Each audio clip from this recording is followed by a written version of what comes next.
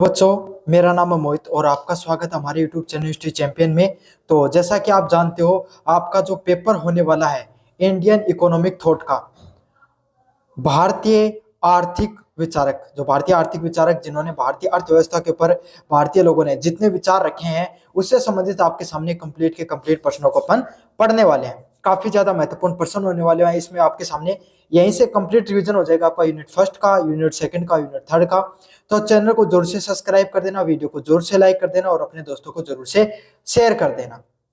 चलो शुरू करते हैं अपन वीडियो को। इससे पहले आप बस यही है कि आपको चैनल को जोर से सब्सक्राइब कर देना है। काफी करीब आ चुके हैं अपन 16,000 सब्सक्राइबरों के। तो आप सभी बच्चे सब्सक्राइब, अगर आप सब जितने बच्चे वीडियो देख रहे हो ना, इसमें से अगर 10% बच्चे भी अगर वीडियो को सब्सक्राइब कर दोगे, तो चैनल को सब्सक्राइब कर दोगे, तो आपका अपने 16,000 सब्सक्राइबर वो कंप्लीट हो जाएंगे। तो चलो शुरू करते हैं और ये वाली पीडीएफ आपको टेलीग्राम चैनल पे मिल जाएगी। पहला प्रश्न है, मनु, शुक्र व कौटिल्य के आर्थिक विचारों की तुलना कीजिए। मतलब मनु ने आर्थिक के जो आर्थिक विचार है उस पे क्या आपने विचार रखे, शुक्र ने क्या रखे और कौटिल्य के क्या विचार थे। शॉर्ट में सारी की सारी चीजों का रिवीजन करवाऊंगा मैं आपको, लेकिन आपको लगभग चीजों को इसके बारे में पता चल जाएगा। पहला प्रश्न है, मनु ने आर्थिक जीवन और नैतिकता और धर्म से जोड़ा। मनु ने जो आर्थिक, कोई भी इंसान, कोई भी व्यक्ति होता है, उसका जो जीवन होता है, पैसे आर्थिक होता है, पैसा होता है, उसको नैतिकता से जोड़ा। मतलब पैसे को इन्होंने धर्म से जोड़ने का कार्य किया। उनके अनुसार अर्थ प्राप्ति धर्मानुसार व संयम अनुसार होनी चाहिए। चीजें शॉर्ट में जरूर लिख आए नोट्स में, लेकिन मैं आपको रिवीजन पूरा ब्रीफिंग के हिसाब से कराऊंगा, तो एकदम रिलैक्स रहो बस आप। देखो, मनु मनु के द्वारा किताब लिखी गई मनुस्मृति। जिस समय मनु के द्वारा जो अपनी किताब है मनुस्मृति लिखी गई, तब समाज है उसके अंदर जन से जनपदों की तरफ अपन बढ़ ही रहे थे। समझ में आ गया आपके सामने? जन मतलब छोटे छोटे जो कबीले हुआ करते थे, उससे जनपद मतलब राज्यों का निर्माण होना शुरू हुआ ही था।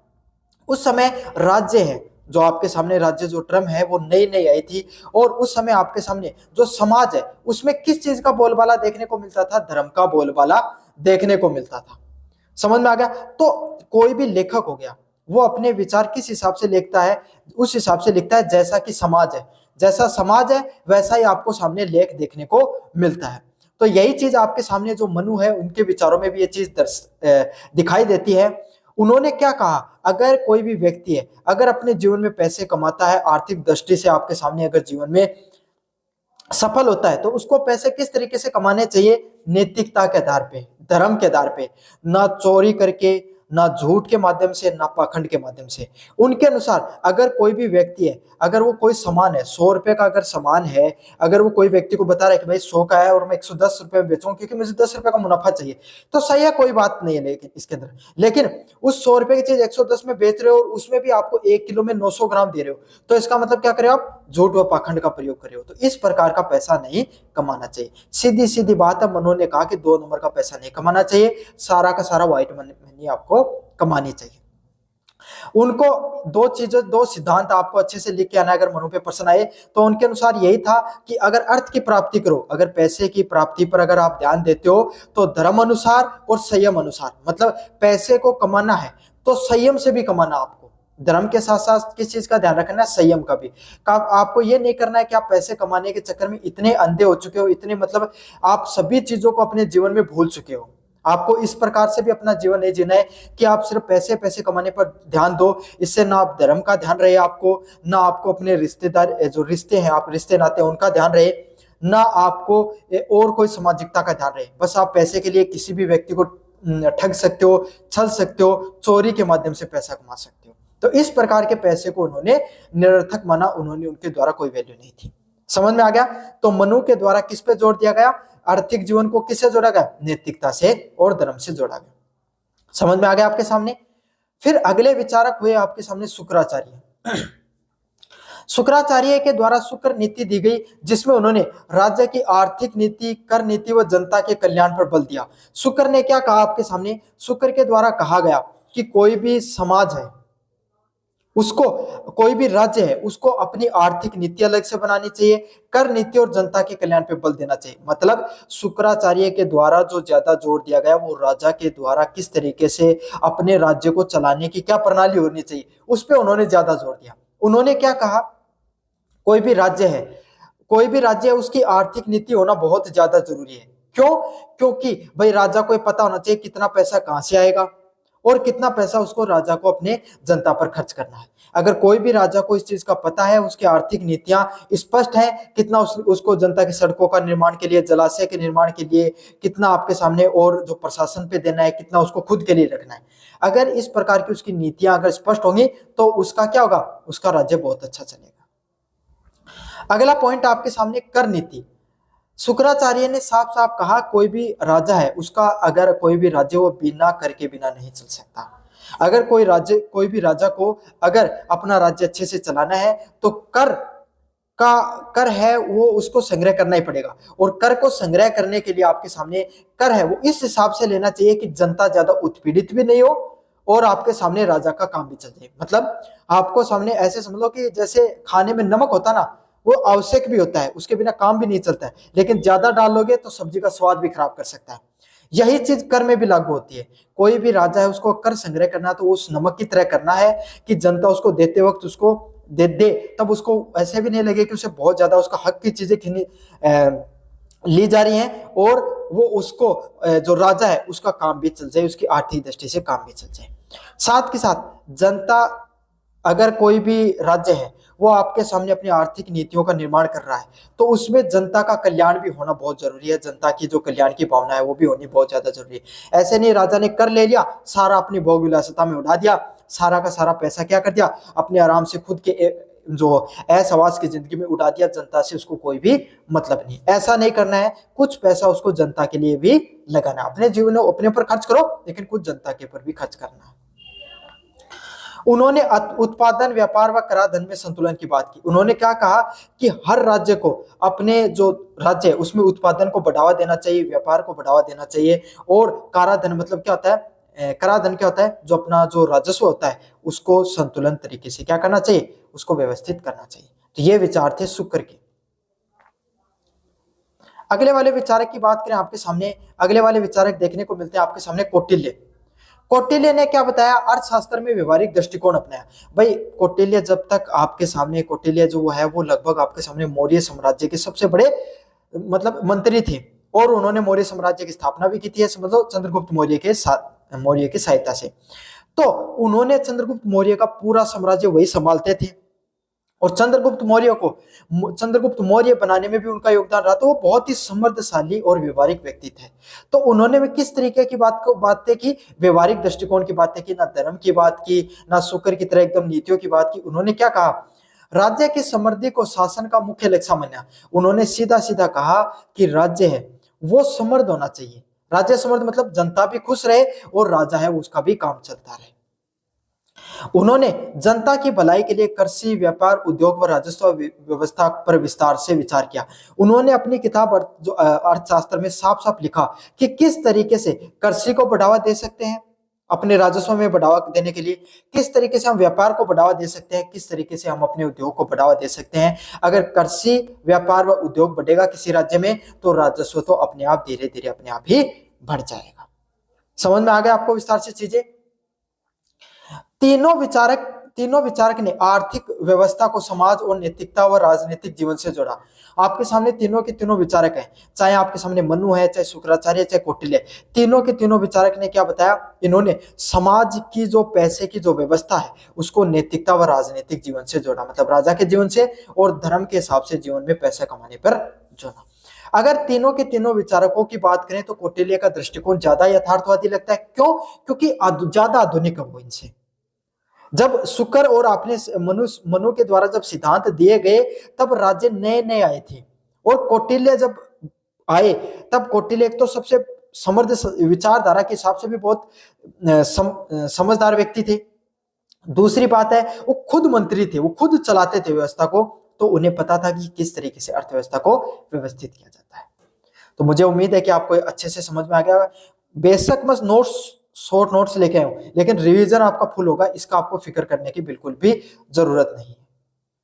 2 नंबर प्रश्न आपके सामने यूनिट फर्स्ट का, धर्म आधारित आर्थिक संरचना की प्रमुख विशेषता बताइए। तो आपके सामने धर्म आधारित मतलब धर्म और आर्थिक, पैसे और धर्म के बीच में क्या आपके सामने कनेक्शन है, दोनों को अपन विस्तार से पढ़ेंगे। काफी महत्वपूर्ण प्रश्न, ये भी प्रश्न देखने को मिलता है।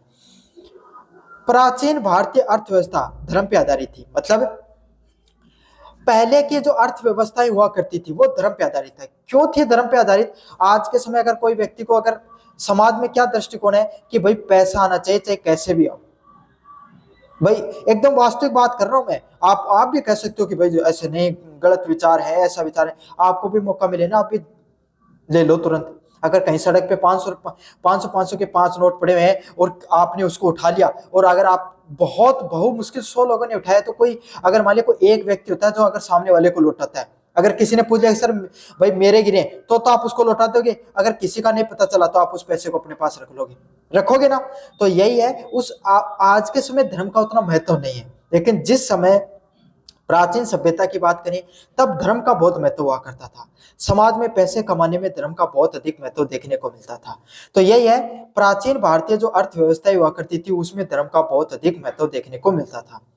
जहां आर्थिक कार्य केवल भौतिक सुख के लिए नहीं, मतलब आज के समय अपन पैसे क्यों कमाते हैं? भाई आपसे पूछे कि भाई आप पढ़ाई क्यों करते हो, तो आप कहोगे भाई नौकरी लगना है, हमें जीवन में सेटल होना। अच्छा जीवन नौकरी लग के क्या करोगे? पैसे कमाएंगे। अच्छा पैसे कमा कर क्या करोगे? सुख से जिएंगे भाई, बढ़िया गाड़ी लाएंगे, बढ़िया आपके सामने घर बनाएंगे, बढ़िया आराम की जिंदगी जिएंगे, इसीलिए पैसा कमाना चाहते हो ना। यही है। तो उस समय जब प्राचीन आपके सामने जो भारत था, उस समय ज्यादातर लोग भौतिक सुख पे ध्यान नहीं देते थे। क्यों? भाई थी नहीं चीजें ज्यादा लोगों के पास ना तो कोई ऐसे थोड़ी है कि भाई वो BMW गाड़ी थी उस समय, नहीं थी। ना ही कोई बड़े बड़े किले महल बनाने की जरूरत थी उनको। ना ही आपके सामने कोई ऐसा था कि भाई मैं तो 100 बीघा मेरे बेटे के लिए जगह छोड़ के जाऊंगा तो वो कमा के खाएगा, ये सब भी चीजें नहीं थी। उनको ये था कि अपन लगभग जीवन अपना जंगलों से आधारित है, थोड़ी बहुत कृषि से काम चल रहा है, इतनी समझ भी नहीं थी आपके सामने। तो पहले का जीवन वो भौतिक सुख पर नहीं निर्भर करता था, बल्कि सामाजिक व नैतिक संतुलन पे डिपेंड करता था। आपने काफी बार सुना होगा कि भाई मेरे दादा की 10 बीघा जमीन थी, लेकिन उन्होंने तो ऐसे दे दी आपको। क्यों दे दी? क्योंकि उनको उन सब चीजों को, उस समय आर्थिक चीजों की इतनी मेहनत, भौतिक चीजों की उतना महत्व नहीं था आज के समय जितना है। उस समय किसकी बात करते थे? भाई अगर तुम सुखी रहो, मेरे पास तो जमीन है ही है, और तू भी ले ले कोई बात कौन, तू भी, आप भी बहुत अच्छे से जीवन जियोगे उस जमीन के सारे, है ना। उस समय समाज व नैतिकता का मतलब धर्म से जीवन जियो, और समाज के सारे आपके सारा का सारा समाज है उसको एक लेकर चलना है। अच्छा सामाजिकता की भावना ज्यादा क्यों थी? सभी लोग एक साथ क्यों रहना चाहते थे? क्यों? क्योंकि अगर एक नहीं रहेंगे, अगर थोड़ी बहुत भी अगर टकराव देखने को मिलेगा तो कोई और राजा आक्रमण कर देगा, और वो राजा आक्रमण करके क्या कर लेगा? राजपाट ही लूट लेगा पूरा, और आपको उत्पीड़ित करेगा। तो इसलिए समाज को एक रहना भी जरूरी था उस समय। तो समझ में आ गया आपके सामने, उस समय की अर्थव्यवस्था, प्राचीन भारत की अर्थव्यवस्था किस चीज पर निर्भर करती थी? प्राचीन चीज मतलब जो धर्म पे ज्यादा निर्भर करती थी, ना कि भौतिक सुख की चीजों पर। मुझे उम्मीद है कि आपको सारी चीजें अच्छे से समझ में आ रही होंगी। उस समय भारत में धर्म आधारित जो आपके सामने आर्थिक संरचनाएं देखने को मिलती थी, मतलब धर्म के आधार पर सारी की सारी चीजें देखने को मिलती थी, जहां पे धर्म के आधार पर ही धर्म, अर्थ, काम, मोक्ष, सारी की सारी चीजें, मतलब धर्म हो गया, अर्थ हो गया, काम हो गया, मोक्ष हो गया, सारी की सारी चारों की चारों पुरुषार्थ है वो किस पे थे? धर्म से चलने पर। समझ में आ गया आपके सामने सारी की सारी अगर चीजें मैं आपको अच्छे से समझाऊं। धर्म, अर्थ को धर्म से कमाने के अधीन रखा गया। धर्म, अर्थ मतलब पैसा, पैसे को किससे कमाना? आपको धर्म के हिसाब से। भाई झूठ नहीं बोलना है, पाखंड नहीं करना है, व्यापारी हो तो आपके सामने कम वस्तु नहीं तोलनी है, तो आपको किसी भी प्रकार का झूठ पाखंड नहीं करके संयम पूर्ण जीवन जीकर ही पैसे को कमाना है। अर्थात संपत्ति अर्जित करना कोई गलत चीज नहीं है, लेकिन उसको न्याय के साथ, उसको संयम के साथ संपत्ति को अर्जित करना है, और न्याय का पालन करना आपके सामने जरूरी है। धन अर्जन और व्यय में दोनों में नैतिकता और लोकहित सर्वप्रिय था। क्या माना गया? धन अर्जन में मतलब धन की जो धन को जो कमाया जा रहा है, वे है जो खर्चा है, दोनों में आपके सामने क्या होनी चाहिए? नैतिकता और लोकहित होना बहुत ज्यादा जरूरी है। मतलब धन चाहे कितना ही कमा लो, चाहे कमाओगे और खर्च करोगे, दोनों को बहुत व्यवस्थित तरीके से आपको यूज करना है। संयमित उपयोग, रिस्ट्रेंट कंजप्शन में सिद्धांत लोगों को अत्यधिक उपयोग से बचाता था। लोगों को एक सिद्धांत भी देखने को मिलता था। जैन धर्म और बौद्ध धर्म दोनों में बात की गई अपरिग्रह की। अपरिग्रह क्या होता है? कि जीवन में आपको ज्यादा धन संचित नहीं करके रखना है।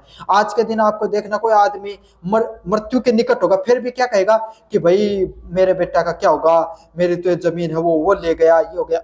ऐसी बातें देखने को मिलती है ना। ये इंसान पूरे जीवन में इस चीज के पीछे भागता रहता है कि मैं ज्यादा पैसे कमा लूं, ज्यादा संपत्ति इकट्ठी कर लूं, ज्यादा मेरे पास गाड़ी घोड़ा धन दौलत हो। होते हैं ना ये सब चीजें। लेकिन पहले के समाज में किसकी बात की गई थी? अपरिग्रह नहीं करना है, मतलब ज्यादा धन संचित नहीं करना है, जीवन में उतना ही पैसा कमाना है जितने आपका 2 वक्त की रोटी चल सके। समझ में आ गया? तो इस सिद्धांत ने क्या किया? लोगों को ज्यादा धन इकट्ठा करने से रोका। लोगों को क्या कि भाई लोग धर्म को मानते थे तो उनका स्पष्ट था कि भाई इतना ही कमाएंगे, जितनी जरूरत है, इतनी कृषि अपनी हो रही है, आगे की बाद में सोचेंगे। समझ में आ गया? तो इसलिए भी लोगों का जीवन है वो संयमित देखने को मिलता था। अगले वाला पॉइंट आपके सामने, इस प्रणाली का उद्देश्य केवल व्यक्तियों की समृद्धि नहीं बल्कि समाज की उन्नति और संतुलन था। तो आपके सामने इससे क्या देखने को मिलता था? भाई लोग है वो झूठ नहीं करते, पाखंड नहीं करते थे, सही तरीके से पैसे कमाते थे। तो चोरी, लूटपाट, धन संपत्ति को इकट्ठा करना, ये सब चीजें होती नहीं थी। तो समाज है वो बहुत स्थिर तरीके से आगे बढ़ता है। तभी भारत में जो मौर्य काल हुआ या आपके प्राचीन भारत में जितने लोग भारत में घूमने के लिए आए, उन्होंने एक ही बात कही कि भारत जैसा देश नहीं है जहां पर आप कितने भी पैसे लेकर जा सकते हो, कोई लूटपाट चोरी जैसी चीजें नहीं देखने को मिलती थी। और ये योगदान किसका था? बौद्ध व जैन धर्म से देखने को मिलती है ये चीजें ज्यादा था। मुझे उम्मीद है आपको प्राचीन भारत वाला प्रश्न भी अच्छे से समझ में आ गया होगा। अगला प्रश्न आपके सामने, प्राचीन भारतीय आर्थिक चिंतकों के मुख्य स्रोत व मूल मान्यताओं की विवेचना कीजिए। मतलब भारत की जो प्राचीन व्यवस्था देखने को मिलती है, उनके जो आर्थिक चिंतन है, आर्थिक विचार है, और उनके विचारों के मूल स्रोत कहां से निकल के आते हैं और उनकी मूल मान्यताएं क्या है, उसके ऊपर अपन विस्तार से समझने वाले हैं। क्या है आपके सामने? प्राचीन भारतीय आर्थिक चिंतक के प्रमुख स्रोत है। भाई अपन को कहां कहां से पता चलता है कि आर्थिक दृष्टिकोण से चीजों को किस तरीके से यूज करना चाहिए? कहां कहां से पता चलता है भाई पुराने समय की? पहली चीज है वेद। हमारा जो लगभग चीजें हैं वो वेदों से पता चलती है। वेदों में हमें पता चलता है कि आर्थिक जो विचार है वो वेदों के माध्यम से, उपनिषद, स्मृतियां, महाकाव्य, अर्थशास्त्र, शुक्र नीति व धर्मशास्त्र, ये कुछ प्रमुख स्रोत हैं जिनमें आपके सामने हमारे जो धन को संचय करना, धन को किस तरीके से उपयोग करना है, इन सब चीजों के बारे में बताया है। इन सब ग्रंथों में आपके सामने आर्थिक गतिविधियों को धर्म व समाज के कल्याण से जोड़ा है।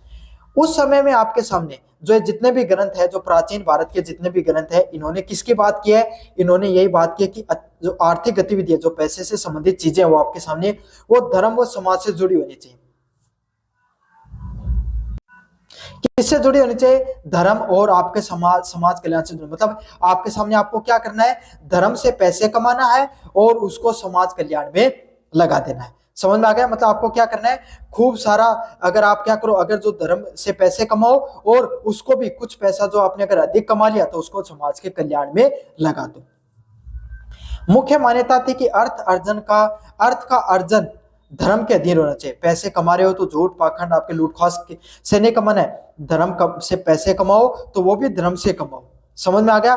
धन कमाना है धर्म के माध्यम से। आपके सामने धन को साधन माना गया, साध्य नहीं। धन क्या है? जीवन को चलाने का साधन माना गया। भाई जिस तरीके से गाड़ी में पेट्रोल रहता है, पेट्रोल के बिना नहीं चल सकती आपके सामने गाड़ी, उसी तरीके से पैसे के बिना आपके सामने कोई व्यक्ति का जीवन नहीं चल सकता। लेकिन साध्य नहीं है। साध्य मतलब यही सब कुछ नहीं है। साधना नहीं है कि बिना धन के काम ही नहीं चलेगा। समझ में आ गया आपके सामने? तो इस प्रकार का जीवन नहीं होना चाहिए। धन सिर्फ जीवन चलाने का साधन है, साध्य नहीं है। जीवन इसके बिना यापन हो सकता है, थोड़ा कम होगा तो भी चल जाएगा। अर्थनीति की बात करें, संतुलित उपयोग, जो अर्थनीति की बात की गई, पैसे को किस तरीके से उपयोग करना चाहिए, जिसमें किस किस चीज की बात की गई कि आप जो पैसे को संतुलित तरीके से उपयोग करो जीवन में। क्या आपको कहां कहां पर पैसे को उपयोग करना है उसके बारे में पता होना चाहिए। न्यायपूर्ण कर लगाओ। जो राजा है अगर वो कर लगाता है किसी भी चीज पर तो उसको किस तरीके से लगाना चाहिए? न्यायपूर्ण है उसको खर्च करना चाहिए। श्रम और सम्मान। जीवन में पैसे कमाने के तरीके बहुत से हैं, लेकिन आपको जीवन में श्रम, मेहनत करके पैसा कमाना है और जितना भी पैसा कमाओ उसको जन कल्याण में आपको जरूर से लगाना है। तो इस प्रकार के विचारधारा मुख्यतः देखने को मिलती थी। कृषि, व्यापार, उद्योग व सेवा को समाज के 4 वर्गों में के अनुरूप व्यवस्थित किया गया। मतलब कृषि, जितना भी पैसा कमाओ वो कृषि से, अगर कोई समाज के लोग हैं वो कृषि से कमाओ, व्यापार उद्योग और सेवा के माध्यम से समाज में चार अनुरूप किया गया। मतलब लोग कैसे पैसे कमा सकते हैं? कृषि के माध्यम से, किसानी के माध्यम से पैसे कमा सकते हैं। कोई व्यक्ति व्यापार कर सकता है, उसके माध्यम से पैसे कमा सकता है, उद्योग के माध्यम से पैसा कमाया जा सकता है, और सेवा के माध्यम से आपके सामने पैसा कमाया जा सकता है, और समाज सेवा करके पैसा कमाया जा सकता है। ये आपके सामने चार पांच कुछ चीजें हुआ करती थी उस समय पैसे कमाने के। इस प्रकार से आपके सामने भारतीय जो आर्थिक चिंतन में भौतिक और आर्थिक जो आध्यात्मिक मूल्यों की समन्वय देखने को मिलता है। तो इस प्रकार से आपके सामने जो भारतीय समाज है उसमें आर्थिक चिंतन, भौतिकता और आध्यात्मिक मूल्यों का आपके सामने समन्वय देखने को मिलता है। तो ये थी आपके सामने यूनिट फर्स्ट, मैंने कंप्लीट की कंप्लीट रिवीजन करवा दिया आपके सामने। अब पढ़ेंगे आपके सामने अपन यूनिट नंबर सेकंड की तरफ। अब बात करते हैं अपन यूनिट नंबर सेकंड की तरफ, जहां पर अपन पढ़ेंगे आपके सामने आरंभिक के जो आधुनिक भारतीय चिंतक रहे, मॉडर्न इकोनॉमिक थिंकर कौन से रहे अर्ली फेज के, मतलब आधुनिक भारत के जो नए विचारक रहे हैं उसके बारे में अपन विस्तार से पढ़ेंगे। आधुनिक भारत के पहले विचारक है दादा भाई नौरोजी के जो धन निकासी का सिद्धांत है उसको विस्तार से पढ़ने वाले हैं। दादा भाई नौरोजी ने ब्रिटिश शासन की आर्थिक नीतियों का आलोचना करते हुए ड्रेन ऑफ वेल्थ नामक की थ्योरी प्रस्तुत की। मतलब दादा भाई नौरोजी ने क्या किया आपके सामने, अंग्रेजों ने क्या कर रहे थे, अंग्रेज भारत से खूब कर लेते थे। एक तो उनके द्वारा कर है उसको बहुत ज्यादा कर दिया गया, बहुत ज्यादा कर लगाते थे। फिर क्या करते थे, कर लेते थे, कर लिया भारतीय लोगों से कर लेते थे, और उस पैसे को संचय करके आपके सामने क्या तो खुद के राजपाट में लगा देते थे, और क्या इंग्लैंड भेज देते थे। उस पैसे को कभी भी जो अपने देश में भेज देते थे, कभी भी भारतीय लोगों के कल्याण में लगाए नहीं। तो इस सिद्धांत को उनके द्वारा क्या कहा गया, drain of wealth theory. Drain क्या होता है आपके सामने, मतलब एकदम अपन सोख लेना, मतलब भारतीय जो पैसा था उसको सोख लिया गया अंग्रेजों के द्वारा, और उसको सोख कर कहां पर कर दिया गया, आपका दूसरी जगह जो अपना देश है वहां पर इसको दे दिया गया है। उनके अनुसार भारत में प्रतिवर्ष करोड़ों रुपए ब्रिटेन में भेजे जाते हैं। दादा भाई नौरोजी ने क्या कहा कि जो आपके सामने दादा भाई नौरोजी के द्वारा क्या कहा गया कि जो अंग्रेज क्या करते हैं, कर के रूप में करोड़ों रुपए है वो भारत से लेते हैं, और उस पैसे को कहां पर दे देते हैं, आपके सामने अपना जो देश है ब्रिटेन में भेज देते हैं, इंग्लैंड में भेज देते हैं। इसका पैसे का खर्च क्या तो वो वहां पर भेज देते हैं, या फिर प्रशासनिक खर्च, मतलब अपने जितने खुद के वेतन भत्ते भोग विलासिता में खर्च करते हैं, ब्याज में आपके सामने खर्च कर देते हैं। मतलब वो क्या कर रहे हैं, अगर कोई दूसरे देश से आपके सामने ब्याज लिया या पे इंफ्रास्ट्रक्चर जारी लगाने के लिए, और उसका ब्याज भुगतान में कुछ पैसा सेना और व्यापारिक लाभ के रूप में अपने पास रख लेते हैं। मतलब कुछ पैसा सेना को चलाने के लिए रख लेते हैं, और कुछ पैसा आपके सामने व्यापारिक लाभ के रूप में जो इनके बड़े बड़े अधिकारी हैं वो खुद के पास रख लेते हैं। इससे भारत में निर्धन हुआ। इस जो सिद्धांत उन्होंने क्या बताया कि जो आप अंग्रेजों की जो नीति है आपके सामने, जो करोड़ों का पैसा खुद कमाना और भारतीय लोगों को सिर्फ ठेंगा देना, कुछ नहीं, मतलब कोई पैसा भारतीय जो व्यवस्था उस पर लागू नहीं करना, इससे क्या हुआ, भारत तो लगातार गरीब होते जा रहा है, और ब्रिटेन है जो अंग्रेजी व्यवस्थाएं है वो लगातार क्या होती जा रही है, समृद्धशाली होती जा रही है। भारत है वो गरीब होता जा रहा है, और ब्रिटेन वो आपके सामने लगातार अमीर होता जा रहा है। दादा भाई नौरोजी ने कहा कि अंग्रेजों की जो नीति से भारत की आय घट रही है, तो अंग्रेजों के द्वारा जो ये नीतियां अपनाई जा रही है इससे भारतीय लोगों की जो आय घट रही है, और पूंजी का प्रवाह बाहर की ओर जा रहा है। मतलब उनके द्वारा साफ स्पष्ट कहा गया दादा भाई नौरोजी के द्वारा कि अंग्रेजों की जो नीतियों से भारतीय लोग हैं उनका एक तो व्यापार खत्म हो गया। क्यों, क्योंकि वो क्या करते थे, भारत से जैसे उन्होंने नील लिया, भारत से नील की खेती कराई, उस पर टैक्स लिया, टैक्स लेकर टैक्स के रूप में उसको नील को ले लिया, सस्ती दरों पे खरीद लिया। अंग्रेज में कहां पर ले गए उसको, ब्रिटेन ले गए। ब्रिटेन में भारत से वो 10 रुपए का नील खरीदा था उन्होंने, समझ में आ गए। ब्रिटेन गए, वहां पर उन्होंने क्या किया, सस्ती दरों पे उसका निर्माण किया, जैसे 15 रुपए में उसका, 10 रुपए का, यहाँ से 5 रुपए उसको फैक्ट्री में उस नील को बनाने में लगे कृत्रिम रूप से। भारत लाए, उस पे 5% का वो टैक्स लगा दिया, मतलब उसको कितने का कर दिया, 20 का कर दिया मान लो, है ना। और 20 रुपए में क्या कर रहे हैं आपके सामने, वो उसको बेच दिया यहाँ पे भारत में, है ना। लेकिन अब भारत में क्या होता था, उनके पास तो क्या थी, मशीनें थी। अब भारत में जब वो चीज बन रही थी तो वो भारत में क्या हाथों से बनती थी मजदूरों के द्वारा। तो हमारे यहाँ पर 25 रुपए में तो वो कुल उसकी, यह समझ लो कि 22 रुपए में तो वो कुल उसकी निर्माण लागत आ रही थी। मतलब भारतीय लोग हाथ से बनाते थे तो 22, मतलब ये समझ लो कि कुल 22 रुपए में तो उनको निर्माण हो रहा था। तो अब एक बात समझो, वो खुद प्रॉफिट कमाएंगे, 25 रुपए का बेचेंगे, तो कोई आदमी वो 20 रुपए की कोई चीज खरीदेगा या 25 रुपए की खरीदेगा? तो सही सीधा आपके सामने सही है कि सभी लोग 20 रुपए खरीदेंगे। तो इसी तरीके से इन्होंने क्या किया, भारत का कपड़ा उद्योग, भारत का मसाला उद्योग, चाय उद्योग, सबको नष्ट कर दिया इस प्रकार से अपनी मशीनों के माध्यम से। इससे क्या हुआ, भारत में बेरोजगारी और गरीबी बहुत ज्यादा बढ़ी। दूसरी बात, एक कर तो भारतीयों से लेते ही लेते थे।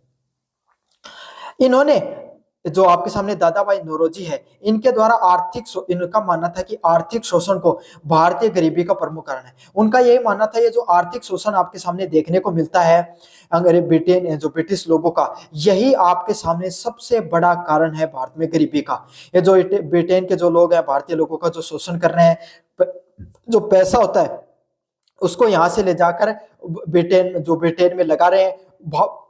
ब्रिटेन अमीर हो रहा है और भारतीय लोगों को गरीब होते जा रहे हैं।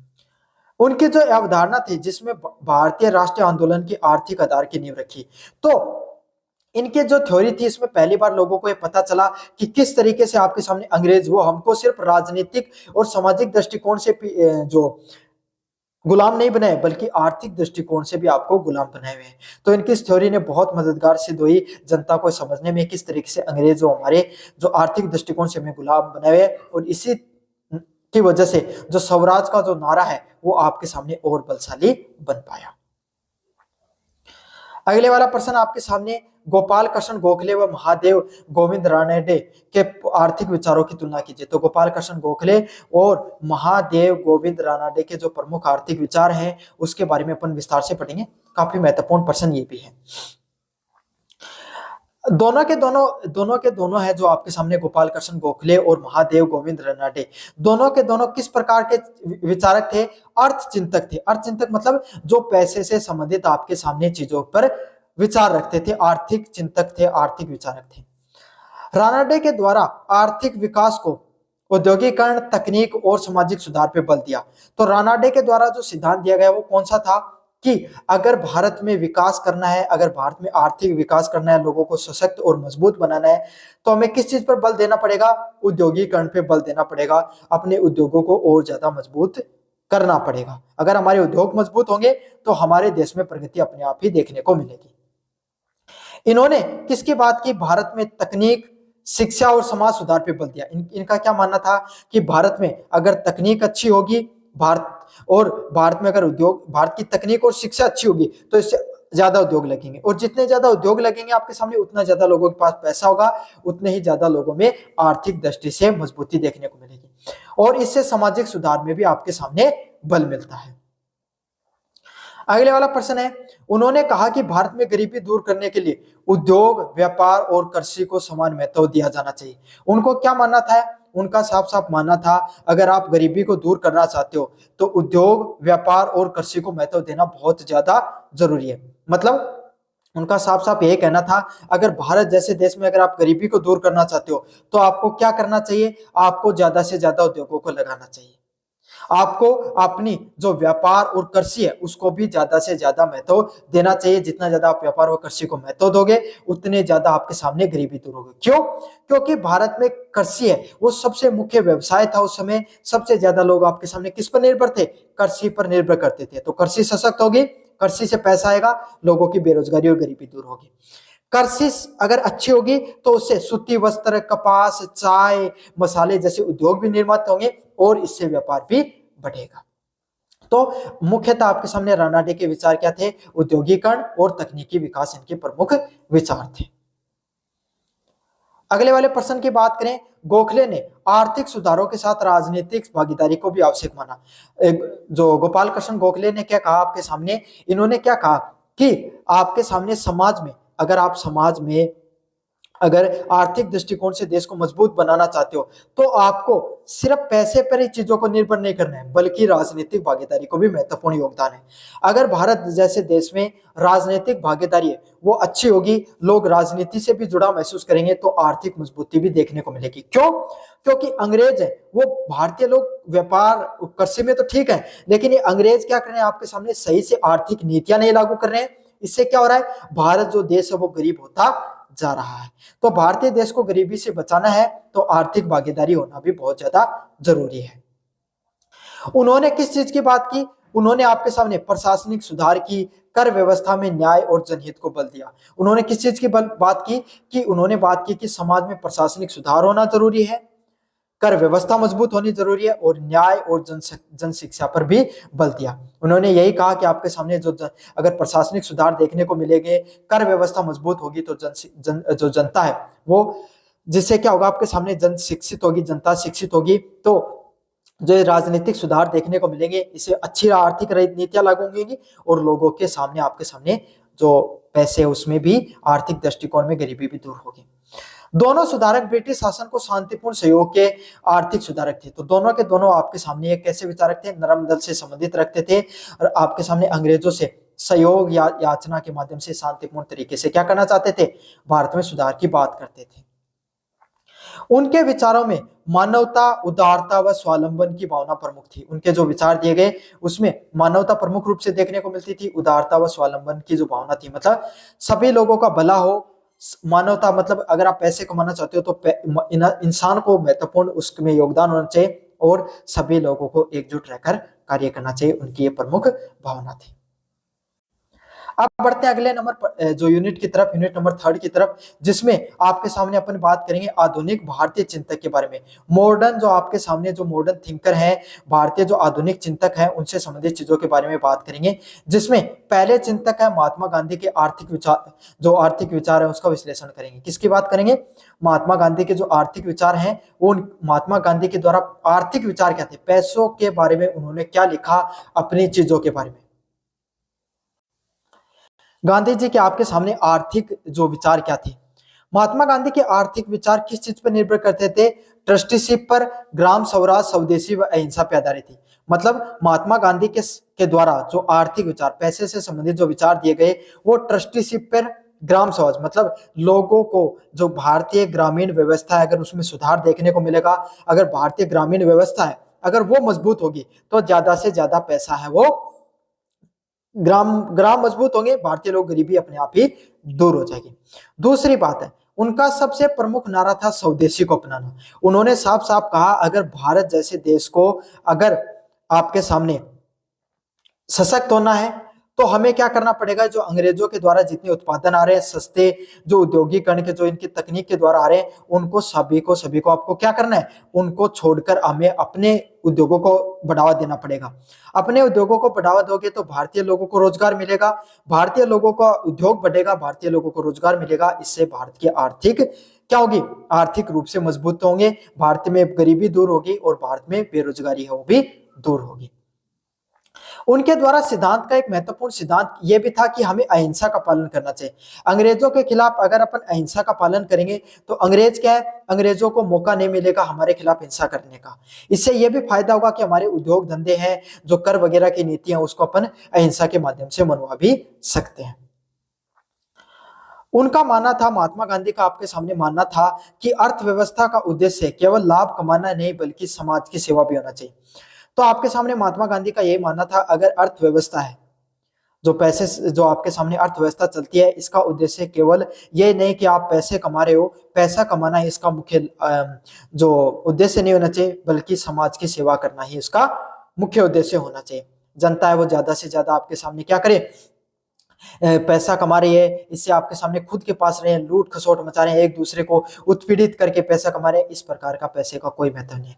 पैसा कमाओ, अगर आपके पास अपने से ज्यादा पैसा अगर आपने कमा लिया आपकी जरूरतों से ज्यादा, तो कुछ पैसा जनता की भलाई के लिए भी लगा दो, कुछ पैसा उस गरीब व्यक्ति के लिए जिनके पास उतने सशक्त साधन नहीं है, वो जीवन में उतना बेहतर नहीं कर सकते हैं, उसके लिए भी लगाना चाहिए आपके सामने।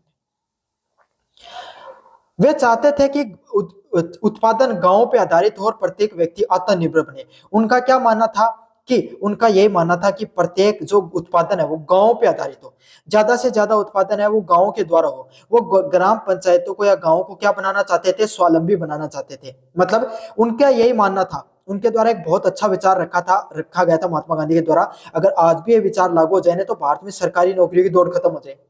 उन्होंने क्या कहा था? कि भारत के हर व्यक्ति को आपके सामने इस प्रकार का काम सीखना चाहिए। एक छोटा मोटा कुटीर उद्योग जरूर सीखना चाहिए, जिससे क्या हो सके, भारत में अगर हर व्यक्ति अगर अपने हाथ, जैसे अपने हाथ का काम बोलते हैं हथकरघा, अगर उसको वो काम आएगा तो वो जीवन में कभी गरीब नहीं रहेगा, कहीं ना कहीं दो पैसे की रोजगार करके जीवन चला लेगा। उनका मानना था अगर भारत को आगे बढ़ना है तो भारत के कुटीर उद्योग क्या होते हैं, छोटे उद्योग, जैसे कि कोई कपड़ा का उद्योग हो गया, जिसमें आपके सामने जो कोई कपड़े सूती वस्त्र उद्योग हो गया, चाय के बागान हो गए, जो रेशम का बागान हो गए, नील की संबंधित खेती हो गई, आपके सामने जो लोहे का उद्योग हो गया। तो इस प्रकार के जो छोटे छोटे उद्योग हैं आपके सामने, अगर भारतीय लोगों को, भारतीय गांव अगर सशक्त बन जाएंगे, उन लोगों को अगर अपन हाथ की चीजें अगर स्किल आएंगे, तो आपके सामने क्या होगा, वो आत्मनिर्भर बन जाएंगे और आपके सामने वो पूर्ण रूप से बेरोजगार नहीं रहेंगे। ट्रस्टीशिप के सिद्धांत के अनुसार बलवान व्यक्ति अपने धन का उपयोग समाज के लिए कल्याण करता है। ट्रस्टीशिप क्या होता है, उनके अनुसार यही था कि अगर कोई भी व्यक्ति, अगर कोई धनवान व्यक्ति, सच्चे अर्थों में अगर किसी व्यक्ति के पास पैसा है, तो वो कभी भी उस पैसे का प्रयोग गरीब व्यक्ति के उत्पीड़न में नहीं लगाएगा। वो क्या करेगा, उस पैसे को समाज के भलाई में लगाएगा। अच्छे कोई स्कूल खोल दी, कोई स्वास्थ्य केंद्र खोल दिया, कोई आपके सामने गरीब बच्चा है जो मानसिक रूप से आपके सामने इंटेलिजेंट है, जो बेहतर कर सकता है भविष्य में, उसको पढ़ाई में कुछ पैसा लगा दिया, है ना। कोई कृषि से संबंधित कोई आपके सामने किसी को जरूरत थी, उसको दान कर दिया, किसी के लिए घर बना दिया, किसी के लिए आपके ने क्या कर दिया, जो सामूहिक विवाह उसका आयोजन कर दिया। तो जो पैसा होता है, जो धन है, उसको सही दिशा में लगाना जरूरी है। एक सही व्यक्ति होगा वो अपने पैसे को कभी भी, धनवान व्यक्ति किसके लिए लगाएगा, समाज की भलाई के लिए लगाएगा। महात्मा गांधी मशीनवाद के विरोधी थे और मानव श्रम को सर्वोच्च मानते थे। महात्मा गांधी किस चीज के विरोधी थे, ये मशीन, वो मानते थे जो मशीनें हैं, इन्होंने क्या कर दिया है, समाज में जो व्यक्ति है उसका महत्व धीरे धीरे खत्म हो रहा आपके सामने। और उनका मानना था ये जो मशीनों से ज्यादा आपको मानव श्रम पे, व्यक्तियों के श्रम पे जोर देना चाहिए। क्यों, मानव श्रम होगा तो पैसा। अब एक चीज देखो, आपके गांव आपको एक जो खड्डा है उसको खोदना है, यह समझ लो आपको 10 फुट का आपको सामने खड्डा खोदना है, एक छोटा सा उदाहरण दे रहा हूं, है ना। और ऐसे समझ लो 50 फुट लंबा खोदना आपको। तो आपने जेसीबी को बुलाया और आपने क्या किया, उसको 3 से 4 घंटे में, 1-2 घंटे में वो खोद के चली जाएगी। अगर वहीं पर अगर कोई मानव, अगर कोई व्यक्ति अगर वहां पर काम करता, तो वो कम से कम आपके सामने 3 से 4 व्यक्ति लगते और उसको 2-3 दिन में खत्म करते। तो 3 से 4 व्यक्तियों को 3 से 4 दिन काम मिला। हो सकता है जेसीबी वाला थोड़ा कम पैसा लेके जाएगा, लेकिन इससे क्या हुआ, सिर्फ एक व्यक्ति के हाथों में सारा धन चला गया और वहां पर 4 लोगों के पास वो धन जा रहा था।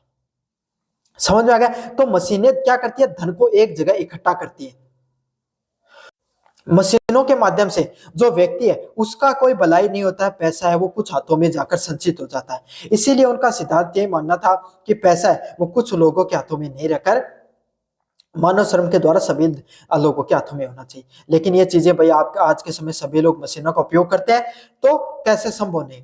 उनकी अर्थनीति, उनके द्वारा जो पैसे से संबंधित बताए गए, उसमें नैतिकता, वही बात है कि संस्कार से आप अच्छे से पैसे कमाओ, लूट खसोट नहीं होनी चाहिए आपके पैसे की कमाने में, सादगी व लोक कल्याण था। मतलब पैसे कमाने का तरीका है उसमें सादगी होनी चाहिए। सादगी ऐसा नहीं है सिंपल कपड़े वाली, नहीं नहीं, सादगी का अर्थ है कि आप पैसे, उसमें आप झूठ पाखंड मत करो। सामने वाले व्यक्ति को भाई अगर 50 की चीज 100 में बेच रहे हो तो बता दो कि भाई मैं देखो महंगी बेच रहा हूँ लेकिन मेरी चीज अच्छी है आपके सामने। और लोक कल्याण, अगर आप अधिक पैसा कमा रहे हो तो कुछ पैसा जनता की हित के लिए, भलाई के लिए भी आपको लगाना चाहिए। ये कुछ उनके प्रमुख विचार थे। अगले वाला पॉइंट आपके सामने डॉक्टर भीमराव अम्बेडकर और पंडित जो आपके सामने जवाहरलाल नेहरू, उनके आर्थिक विचारों की आपके सामने तुलना कीजिए। दोनों के आपके सामने क्या विचार थे, पैसों के ऊपर, आर्थिक विचारों के ऊपर, आर्थिक नीतियों के ऊपर उनके क्या विचार थे, विस्तार से पढ़ेंगे अपन। काफी ज्यादा महत्वपूर्ण पर्सन ये भी आपके सामने। डॉक्टर भीमराव अंबेडकर के द्वारा आपके सामने उन्होंने आर्थिक समानता की बात की। आर्थिक समानता मतलब समाज में हर व्यक्ति है और हर वर्ग है उसके पास समानता होनी चाहिए। ऐसा नहीं है कि समाज में एक वर्ग के पास बहुत ज्यादा पैसा है, एक समाज बिल्कुल गरीब है। इस प्रकार के सामने जो अमीर और गरीब के बीच में जो खाई है वो कम से कम होनी चाहिए। वो सामाजिक न्याय और औद्योगिक विकास पर बल देते थे। किस चीज पर उनका ज्यादातर ध्यान रहता था? कि समाज के अंदर आपके सामने जो सामाजिक न्याय है और आपके सामने औद्योगिक विकास है, उन पर उनका ज्यादातर जो बल है वो रहता था कि ज्यादा से ज्यादा वो पैसे कमा, ज्यादा से ज्यादा आपके सामने जो सामाजिक न्याय है, सभी लोगों के पास पैसा रहे और औद्योगिक विकास भी देखने को मिले। वे मानते थे कि जाति व्यवस्था आर्थिक प्रगति की बाधा है। उनका क्या मानना था? जो भारत में जो जाति व्यवस्था देखने को मिलती है, ये आपके सामने जो आर्थिक बाधा है, इसके क्या है, समान अवसर समान है, आवश्यक है। मतलब उनका यही मानना था, अगर कोई भी जाति व्यवस्था है वो क्या कर रही है, ये भारत में आर्थिक बाधा बन रही है। क्यों? क्योंकि इसमें क्या था, ब्राह्मण और जो वैश्य हैं और कुछ हद तक शूद्रों के हाथों में आपके सामने जो सारी चीजें वो देखने को मिलते थे, सारी संपन्नता देखने को मिलती थी, खास करके क्षत्रिय और ब्राह्मणों के पास। लेकिन शूद्रों के पास, दलितों के पास कोई भी अधिकार नहीं हुआ करते थे। उनको ना तो समाज में बराबरी का हक था, ना उनको शिक्षा प्राप्त करने का हक था। तो अगर किसी समाज के पास शिक्षा लेने का अधिकार नहीं होगा, किसी समाज के पास अगर पढ़ने, जो समाज में व्यापार करने का अधिकार नहीं होगा, समाज में बराबरी का अधिकार नहीं होगा, तो वो किस तरीके से आपके सामने गरीबी से दूर जा सकते हैं। तो उनका यही मानना था, भारत में जाति व्यवस्था को हटाना चाहिए, जिससे क्या हो सके, सभी लोगों को समान अवसर मिल सके। दलित है भैया, जिस दलित को समाज में लोग बराबरी का हिस्सा नहीं दे रहे, वो अगर व्यापार करने लग जाएगा तो चीज कैसे खरीदेंगे उससे? उसके हाथों से लोग पानी नहीं पीते हैं तो उससे काम कौन करवाएगा, व्यापार कौन करवाएगा? तो यही चीज आपके सामने, तो सब अगर समानता का अधिकार मिलेगा तो सभी लोगों की गरीबी है वो दूर होगी। पंडित जवाहरलाल नेहरू के आर्थिक दृष्टिकोण किस प्रकार का था? समाजवाद था। समाजवाद क्या होता है? जहां पे अमीर और गरीब के बीच में सबसे कम आपके सामने खाई देखने को मिलती है, उसको समाजवाद के नाम से जाना जाता है। सभी लोग आपके सामने क्या रहते हैं, सभी लोग हैं वो आपके सामने बराबरी का हक रहता है, ना ज्यादा कोई अमीर रहता है ना ज्यादा गरीब रहता है। इसीलिए भारत में जब पंचवर्षीय योजनाएं लागू की गई तो उसमें समाजवाद को मुख्य, आपके सामने मुख्य हिस्सा दिया गया। समाजवाद के आधार पर ही उनकी पंचवर्षीय योजनाओं को लागू किया गया था। उनका मानना था नियोजित विकास और सार्वजनिक क्षेत्र के विस्तार पर बल दिया। उन्होंने किस चीज पर ज्यादा जोर दिया? कि जो कोई भी देश है, कोई भी भारत जैसा देश है, उसका अगर विकास हो तो उसमें नियोजित विकास हो। नियोजित विकास क्या है? सभी का विकास होना चाहिए, सभी का मिला जुला उसके अंदर योगदान होना चाहिए, और सार्वजनिक क्षेत्र उसका भी विस्तार पर बल दिया। अम्बेडकर ने जहां सामाजिक सुधारों को प्राथमिकता देते थे, भाई अम्बेडकर आपके सामने किसको मानते थे? ज्यादातर जो समाज के सुधार को। क्यों? क्योंकि भाई वो आपके सामने उस जाति से आते थे जिस जाति में उत्पीड़न सहा है, दलित समाज से आते थे, तो उनको समाज में सुधार को ज्यादा आवश्यक मानते थे। क्यों मानते थे? क्योंकि उनको पता था कि जिन दलितों को बराबरी का हक नहीं है, समाज में बैठने का हक नहीं, उनको व्यापार कैसे होगा, वो गरीबी से कैसे हट सकते हैं। तो वो समाज सुधार की बात करते थे। समाज सुधार होगा, आर्थिक सुधार भी होगा। और जवाहरलाल नेहरू वो आपके सामने औद्योगिक और वैज्ञानिक प्रगति को ज्यादा जोर देते थे। क्यों? जितने, उनका मानना था जितने ज्यादा उद्योग लगेंगे, जितने ज्यादा तकनीक आएगी भारत में, उतना ही ज्यादा भारत का विकास देखने को मिलेगा।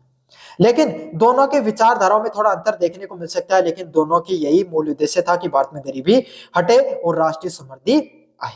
तो ये था आपके सामने जो आपका जो पूरा का पूरा पेपर होने वाला है, इंडियन इकोनॉमिक थॉट। इससे संबंधित जितने महत्वपूर्ण प्रश्न थे सारे के सारे मैंने करवा दिए हैं। चैनल को जोर से सब्सक्राइब कर देना, वीडियो को जोर से लाइक कर देना।